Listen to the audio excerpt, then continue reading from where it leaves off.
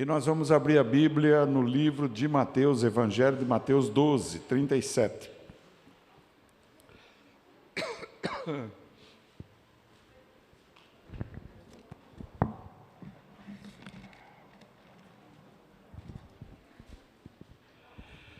Evangelho segundo Mateus, capítulo 12, versículo 37.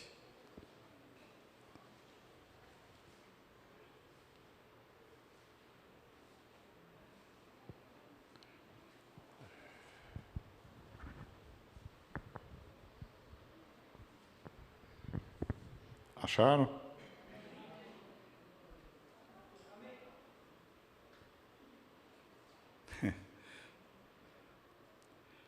Diz Jesus: porque por tuas palavras serás justificado e por tuas palavras serás condenado.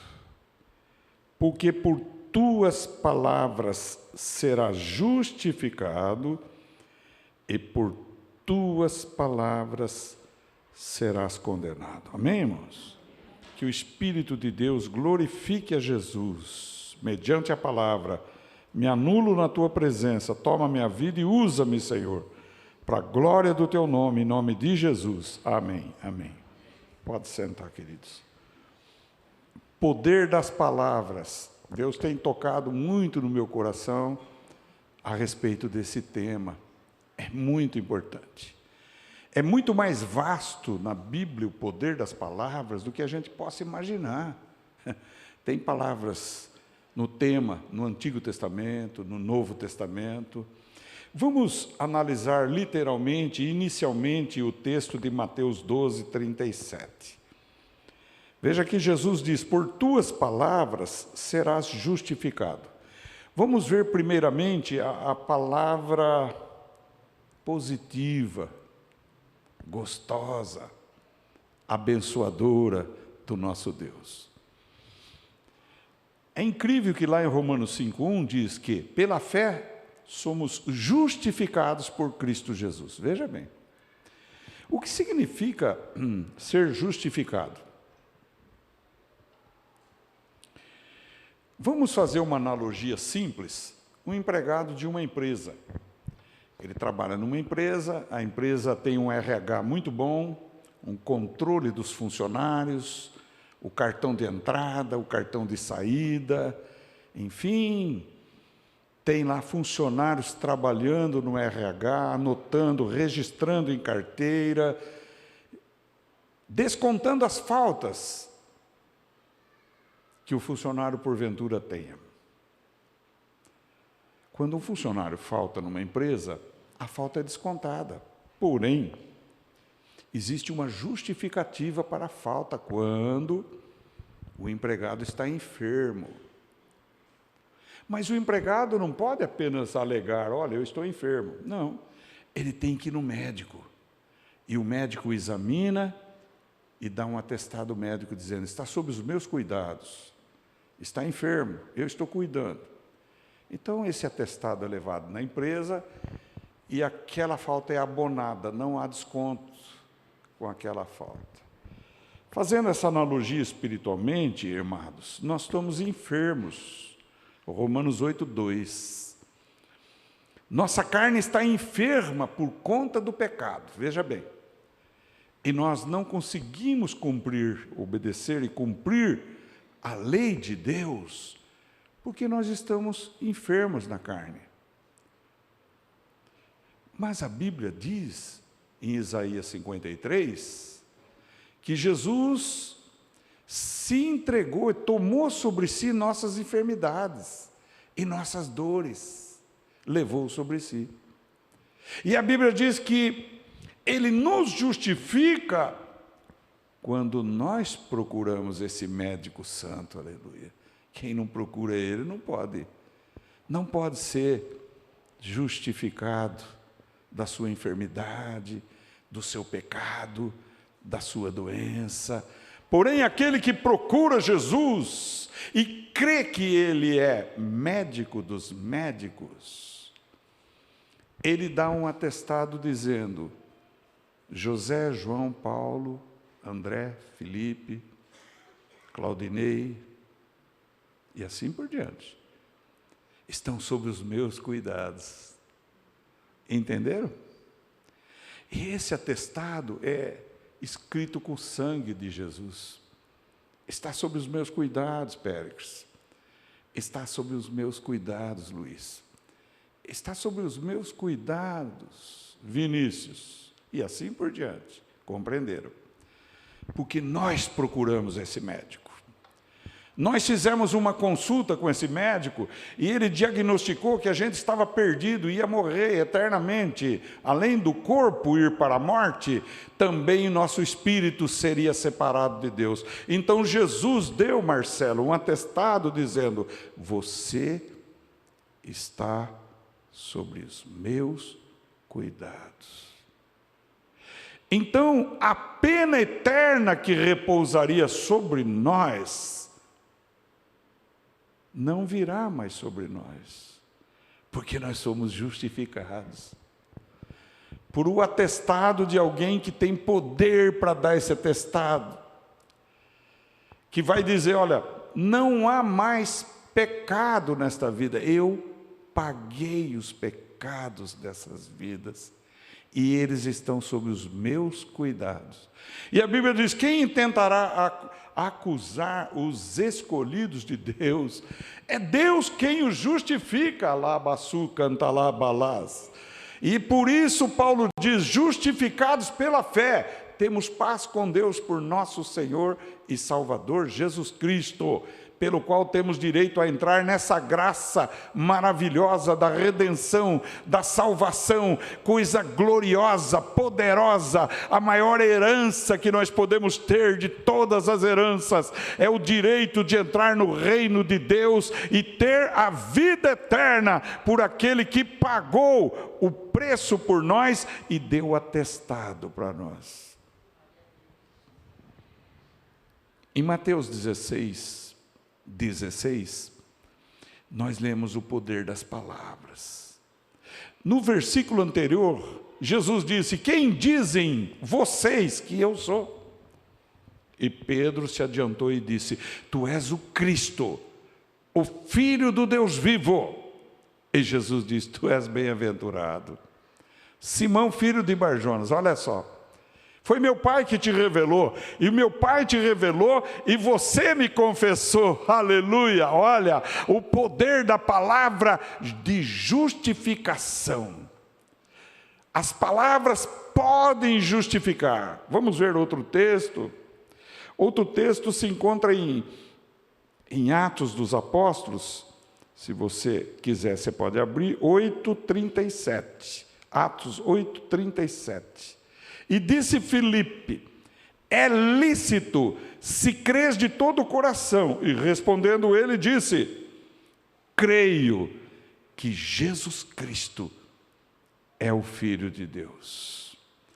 E mandou parar o carro, e Filipe o batizou. E a palavra está falando de um homem etíope, eunuco, que trabalhava com a rainha de Candace, e que na época das festas judaicas veio adorar a Deus em Jerusalém, e que na volta pegou seu carro, e estava voltando para a Etiópia, e o Espírito de Deus disse: achega-te até aquele carro, Filipe. E Filipe se achegou naquele carro, e este homem estava lendo Isaías, ferido de Deus, que nós achamos que ele tinha sido oprimido, mas ele na verdade levou nossas enfermidades e as nossas dores. E a Bíblia diz que Filipe era um diácono, e ele começou a pregar naquele texto, e disse: esse texto, você sabe de quem está falando? E o etíope disse: como saberei se não há ninguém que possa me falar? Então Filipe começou com esse texto dizendo: esse é Jesus. Você ouviu agora recentemente a história de Jesus, que morreu, que crucificaram ele em Jerusalém e que o sepultaram? É dele que está falando. E não há outro nome que possa salvar a humanidade, a não ser o nome bendito de Jesus. Atos 4:12, Pedro diz: porque em nenhum outro nome há salvação, só Jesus Cristo salva. Então, evidentemente, que Filipe falou que batizava os que criam. Os que criam em Jesus eram batizados. E ele viu água ali na frente, o etíope disse: olha lá, o que impede que eu seja batizado? E Filipe disse: é lícito é permitido, é legal, desde que tu creias de todo o teu coração. E o etíope disse: eu creio que Jesus Cristo é o Filho de Deus. Sobre esta pedra edificarei a minha igreja, e as chaves do inferno não prevalecerão sobre ela. Todo aquele que crê em Jesus, confessa Jesus e professa a sua fé diante da igreja, quando batizado diz: Jesus é o Filho do Deus vivo, e eu o recebo como meu Senhor e Salvador. E agora você compreende bem o poder da palavra. Jesus diz: pelas palavras podemos ser justificados. Compreenderam agora? Amém? Glória a Deus. Vamos ver mais um texto, Romanos 10, 9 e 10. Presta atenção, se tiver dificuldade em achar rápido. Agora é o apóstolo Paulo, né? Que diz assim, olha só que interessante: a saber, Paulo diz, se com a tua boca confessares ao Senhor Jesus, e em teu coração creres que Deus o ressuscitou dos mortos, serás salvo. Porque visto que com o coração se crê para a justiça, e com a boca se faz confissão para a salvação. Romanos 10, 9 e 10. Então, com a boca se faz confissão. Sabe algo que eu fico extasiado, perplexo? No mundo, diz que tem bilhões de cristãos. Mas a maioria, infelizmente, são cristãos nominais, de nome só. Eu sou cristão, mas... Quando a gente pergunta para eles a seguinte pergunta: você já confessou Jesus como teu Senhor e Salvador? O que é isso? Confessar Jesus, está percebendo? Jesus pagou o preço da tua redenção, da tua salvação. Será que é tão simples assim? Tem pessoas que dizem isso. Tem outros que dizem: Jesus eu tenho desde criancinha. Tem, então por que não segue Jesus? Né? Então, é preciso uma solenidade, pessoalmente, é intransferível, não dá para transferir salvação.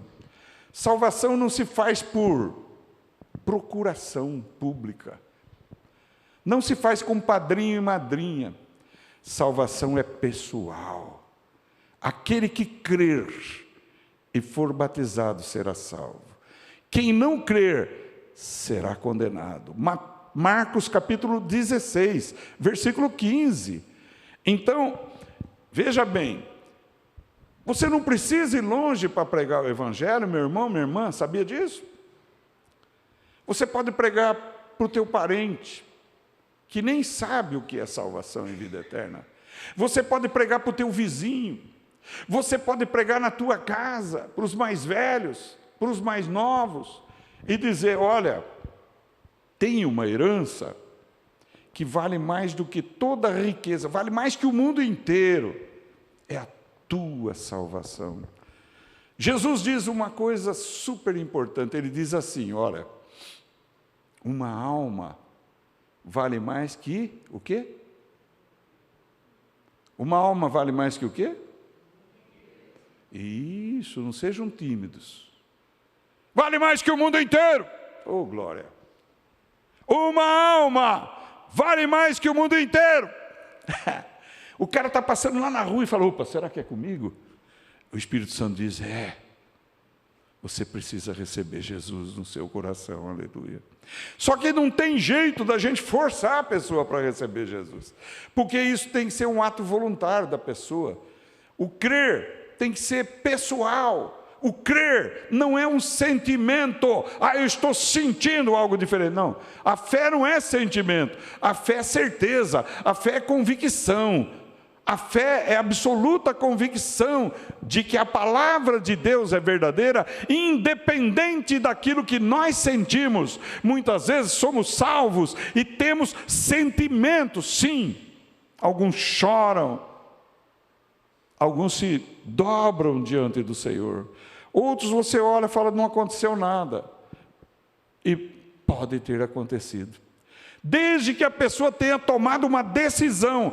Então a salvação, eu não posso pegar para o pescoço a pessoa e dizer, olha, você receba Jesus na marra. Não tem valor nenhum. Mas nós podemos anunciar que só Jesus Cristo salva. E os mais ousados podem dizer, se você continuar incrédulo, você vai para outro lugar. Compreendeu o que eu estou dizendo? Não vai para o paraíso, vai para um outro lugar triste. Então veja bem que Jesus não erra, pelas tuas palavras será justificado. Olha que coisa tremenda, hein? Nós fomos justificados pelas nossas palavras, quando cremos em Jesus de todo o nosso coração. Você pode pregar o evangelho para uma pessoa que está no leito de morte. Mas eu não sou pastor, não importa. Você pode dizer para a pessoa, olha, Jesus morreu por você, Ele derramou sangue por você, quer recebê-lo como teu Salvador e Senhor agora? Aí a decisão é da pessoa. Se ela receber a Cristo, você confirma, amém, Senhor, está entregue nas suas mãos. Quantas vidas têm ido para o paraíso no momento da morte? Graças a Deus que pudemos pregar essa palavra santa, e a pessoa tomou uma decisão, e a decisão é inviolável, é pessoal e intransferível, compreenderam? Muitos dizem assim, meu pai, meu avô é crente, meu pai e minha mãe são crentes, meu avô, minha avó, e eu estou na igreja desde pequeno. Mas você confessou Jesus como Salvador e Senhor? Você recebeu Jesus dentro de você? Você creu que Ele te salva inteiramente da condenação e da morte eterna? Então veja bem, irmãos, as palavras têm poder. Jesus diz, e pelas suas palavras será condenado. E nós temos uma passagem bíblica lá em Lucas. Quando Jesus estava na cruz, haviam 2 malfeitores, 2 bandidos morrendo. E vamos falar dos 2. Um, que a tradição chama de Dimas, disse, lembra-te de mim quando estiveres no teu reino. Porém, antes, ele havia repreendido o seu amigo, porque o seu amigo havia dito, se tu és o Cristo, sai dessa cruz e nos tira também. Olha, então, isso é incredulidade, não é fé. E este colega dele, talvez de bandidagem, disse, você não teme nem a hora da morte? Nós merecemos esta morte na cruz, mas Jesus não. E disse para Jesus, lembra-te de mim quando tu estiveres no teu reino. Olha o poder das palavras. Primeiro ele se arrependeu. Ele disse o seguinte, nós merecemos essa morte. Nós erramos. A punição sobre nós está correta. Porém, ele nunca errou. E disse para Jesus, lembra-te de mim quando entrares no teu reino. Então ele creu que o que Jesus pregava era verdadeiro. Provavelmente este homem já tinha passado por uma beira de mar e ouvido Jesus falar. Provavelmente ele já tinha subido numa montanha e ouvido Jesus falar.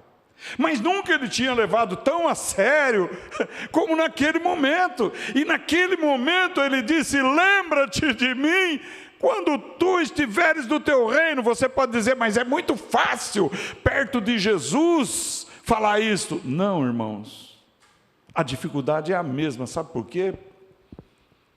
Porque Jesus também estava pregado numa cruz. E pela lógica e pelo raciocínio, o outro pensou: se tu és o Filho de Deus, o que você está fazendo na cruz? Sai da cruz e nos tira também. Prova que o Senhor tem poder, mas se o Senhor é o Filho de Deus.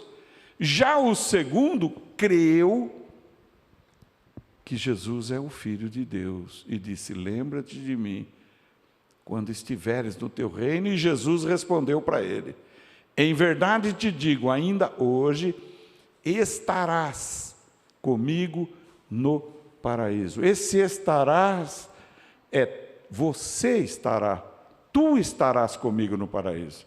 Não é vós estareis comigo no paraíso. Estareis seriam os dois, mas um foi salvo pelas palavras, foi justificado pelas palavras. O outro foi condenado.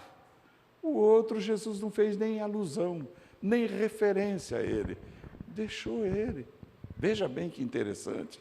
Então, as palavras têm poder, irmãos.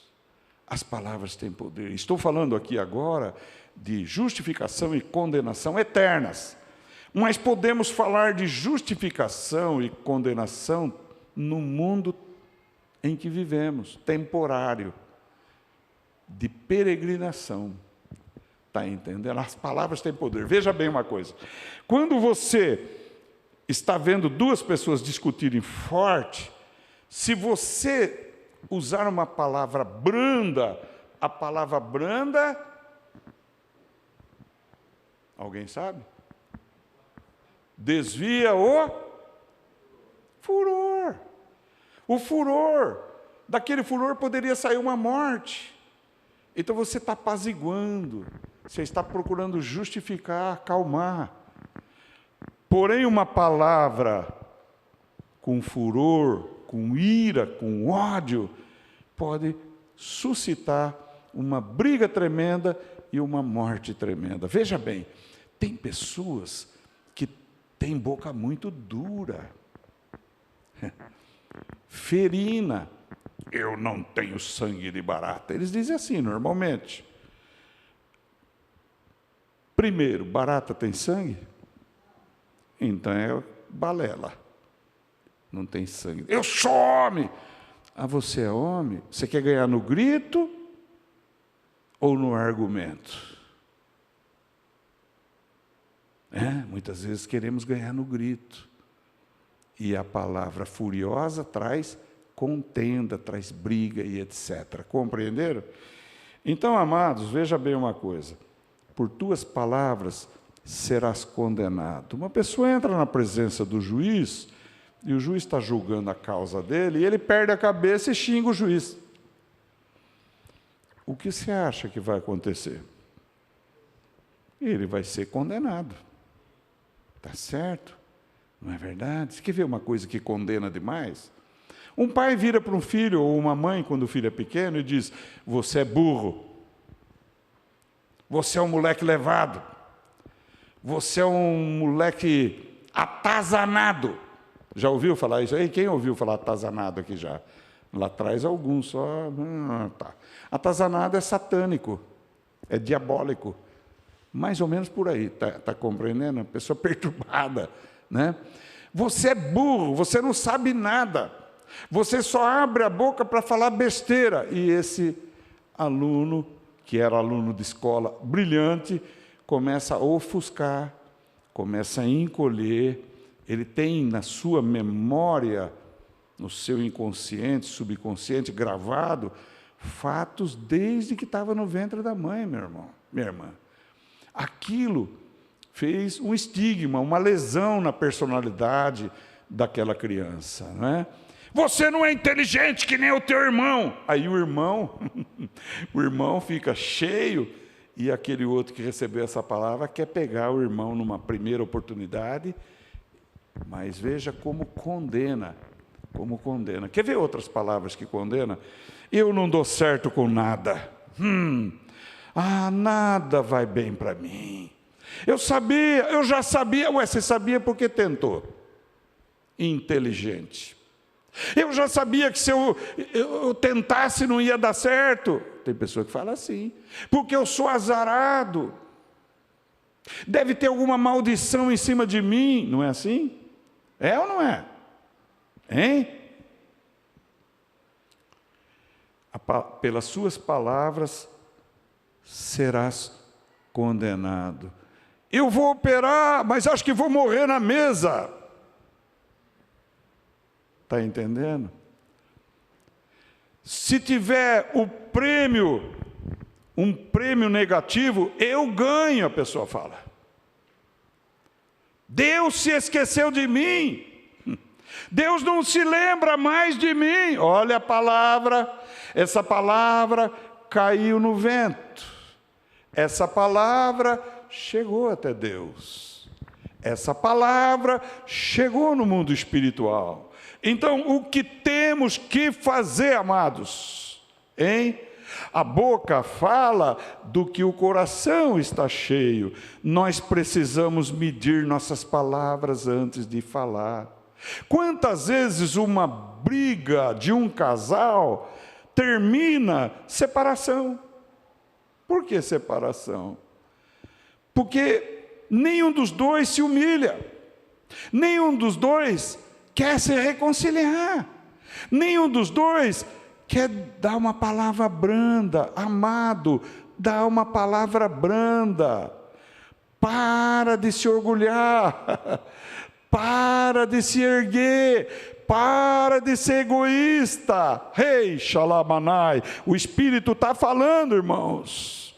Veja, irmãos. Seja humilde. Pelas palavras, temos condenado pessoas, temos julgado pessoas, temos falado mal de pessoas. A Bíblia diz que o que planta... isso vocês lembraram, que bom, que bênção. O que você está plantando? Palavras de fé, palavras seguras, ou palavras de derrota, palavras de maldição, palavras terríveis. Veja o que você está plantando, e nesta noite se arrependa, e diga para Deus: Senhor, me perdoa, eu não tinha parado para pensar nisto, eu estou causando na minha vida coisas que eu não queria. Eu vejo nesse caso a vida de Jó, sabia? Jó era um homem de Deus, não era? A Bíblia não diz que ele era um homem de Deus? Ele era um homem de Deus. Ele fazia sacrifícios por ele, pela mulher, pelos filhos, por tudo que ele tinha. Mas quando sobreveio tudo aquilo sobre a vida de Jó, ele disse o quê? Quem sabe? O que eu temia me aconteceu. Olha que coisa. O que eu temia me aconteceu. Ora, ele provavelmente soltou palavras desse sentido, não? Não é verdade? Hein? Quantas vezes uma mulher trabalhando para si mesma na sua casa, taca enceradeira, será que é isso? Não sei se é. Não é mais, né? É. Não é? Não é mais. Isso é do tempo do Zagaia. Bom, taca lá o aspirador na parede, quebra, pisa em cima dele. Que droga, que porcaria. Eu estou cheia dessa casa. Aí vê os credores e toma a casa. Ela vai falar: ai, eu perdi a casa, Vinícius. E agora? A casa que eu gostava tanto. Mas foi condenada pelas próprias palavras. As próprias palavras que falou, condenou, é um bumerangue, jogou, voltou. Está entendendo? Então, peçam perdão para Deus, hoje, no culto ainda, e começa a dizer o seguinte, para Deus perdoar: Senhor, perdoa. A Bíblia diz que se confessarmos nossos pecados, Ele é fiel, Ele é justo, para perdoar nossos pecados e nos livrar do quê? De toda a injustiça. Olha só, quando Ele nos livra da injustiça, Claudinei, está pago. Nós não vamos colher mais aquilo, porque Ele livrou da injustiça. O sangue dele tem poder, glória a Deus, compreendeu? Então começa a dizer o seguinte: eu sou salvo por Jesus. O Espírito de Deus habita dentro de mim. Se você quiser, vai repetindo isso. Eu sou feliz, mesmo que não está sendo ainda, mas começa a proferir. Eu sou feliz. Eu sou abençoado, abençoada. Onde eu coloco a minha mão, prospera. Rei Calamachou e Andalás. Olha só. Eu coloco a minha mão, começa a dar certo. Está entendendo? Hein? Não diga mais, ai, minha memória foi embora. Cadê minha memória? Tudo que está na minha mão cai e quebra. Que droga, que porcaria. Não fala mais. Fala assim, olha. Tudo que eu ponho a minha mão é abençoado. Eu sou abençoado por Deus. Eu sou próspero. Pode ser o caso do Paul Yong-cho. Os jovens foram na casa dele, mostra para nós a bicicleta então, mostra para nós a cadeira giratória, mostra a escrivaninha de mogno. E ele não tinha. Aí o Espírito Santo disse para ele, diga que você está grávido dessas coisas. Irmãos, vocês não veem essas coisas aqui agora, mas eu estou grávido delas. O pastor está grávido de bicicleta, de cadeira, de escrivão. Foram embora dando risada. Daí uma semana, um missionário norte-americano voltou para os Estados Unidos, um homem muito rico, e disse, não vou levar algumas coisas para os Estados Unidos. Dê para o pastor mais pobre da Coreia do Sul. Bateram no Paul Yong-cho. O senhor aceita o que o missionário está mandando para o senhor? O que o missionário está mandando? Uma escrivaninha de mogno, uma bicicleta e uma cadeira de couro giratória. Pô, glória a Deus! Nasceu! Porque antes de ele ter, ele já tinha. Compreendeu? Nós temos que gerar dentro de nós nossas vitórias neste mundo. E Deus vai dar segundo o que eu planto, segundo o que você planta, segundo o que nós plantamos. Não podemos ficar de cabeça baixa, perder o emprego, está tudo acabado, eu só tinha esse emprego. Não, Deus vai me dar um emprego melhor do que aquele que eu tinha. Eu vou ser mais próspero do que eu fui, porque Deus está comigo. Quem é contra mim? Agindo Deus, quem impedirá? Eu declaro que o meu Deus é fiel e virá parar na minha mão um emprego melhor do que esse que eu perdi. Xalai, xuricantalás. Compreendeu agora? Hein? Quebrou o liquidificador. Pois é, Senhor, agora eu vou ter um melhor. Qual é a melhor marca? Qual é a melhor marca? Valita. Agora eu vou ter um valita maior, melhor, porque se Deus está comigo, quem está contra mim? Não foi assim com a mulher sunamita, não? Arruma vasilhas, mulher. Arruma um monte de vasilha. Se a mulher tivesse arrumado muito mais vasilha, tinha muito mais azeite. Porque a fé é certeza, é convicção e é prova. Aleluia! Estende agora os teus vasilhames. Oh, glória! Prepara a conta do banco. Se você crê no Deus Todo-Poderoso, Jeová Jiré, Ele vai agir. Mas segundo o que você fala, segundo o que você planta. Não diga mais, agora estou pobre, agora tudo já foi. Os tempos bons. Teve um hino aí que parece que foi até combinado com essa pregação. Eu nem sabia que eu ia falar estas coisas que eu estou falando. Mas Deus está me levando a falar o que Ele quer que eu fale. Está compreendendo? É assim. O Espírito de Deus está soprando nesse lugar, está movendo nesse lugar. Oh, glória! Coloca o teu coração em Jesus. Ele vai testificar que essas palavras são dele. Não diga mais, não tem mais jeito. O meu marido é um bebum, é um drogado. Começa a dizer, Senhor, eu começo a ver pela fé um homem com a Bíblia no lugar do cigarro.